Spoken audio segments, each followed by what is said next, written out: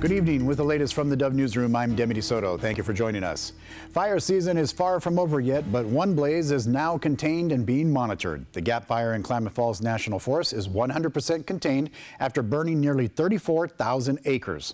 Operations will continue to monitor the fire as it smolders, and the fire is expected to continue to smolder and slowly burn within the fire perimeter, most likely until season-ending rains occur. The Medford Air Tanker Base played a major role in assisting this effort to stop the fire. Oregon Congressman Greg Walden talks about how at one time the base was being considered for closure. There was a time when the Forest Service was going to close this tanker base, move everything to Klamath Falls. And county commissioners here and I really put the pressure on with the help of the state to convince them that we needed to maintain this tanker base because the turnaround times would be so greatly increased we wouldn't be able to get on these fires as rapidly. I think as we've seen year after year, the fires in the Rogue Valley and up toward Crater Lake and all, it is so important they can get on these fires quicker, the return times are faster, we can put them out.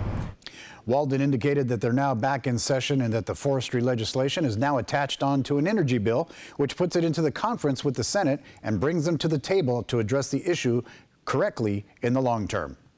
Steve Prefontaine left his mark in the running world with a record-breaking performances and showmanship, a true legend to all runners and his hometown on the Oregon coast. Saturday morning in Coos Bay was the 37th annual Prefontaine Memorial Run, the 5K and 10K events. For runner and high school coach Stan Goodell, Pre's inspiration to the sport of track and field and his cross country and carried on over into the many years and never misses the chance to share it with his athletes.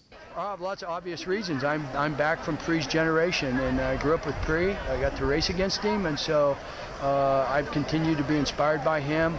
And with my teams, I think that Pre's a great inspiration for everybody, so we'll always be at the Pre. And in the OSAA sanctioned 5K event, Goodell's Grants Pass Harriers won both the boys and girls races. On the 10K course, it was Ben's Jared Bassett with a close win, covering the hilly 6.2 miles in 31 minutes 48 seconds. Cora Wall of Langlois, Oregon was the first lady in with a time of 42:32. Let's take a look at the regional weather forecast, and as we do, we'll start off with Northern California, 78 on Tuesday, 72 on Wednesday with some clouds. As we look at the Klamath Basin, cool temperatures overnight. 65 on Wednesday will be the low with some clouds as it moves into the midweek. And as we take a look at the Oregon coast, a chance of some showers a couple days here, clearing up eventually 63 on Wednesday with sunshine. Central Oregon, clouds a little bit and then clearing up. Tuesday, 65 with some sunshine, 62 on Wednesday. And for Southern Oregon, a few clouds here and there. Temperatures nice and cool, though, 76 on Tuesday and 73 on Wednesday. And we thank you for joining us. That's a quick look at the latest news from the Dove Newsroom. Join us every weekday morning for Mornings on the Dove, starting at 6 a.m. on the Dove TV, the Dove Radio 91.7 FM, YouTube, Roku, and KCMX 880 AM.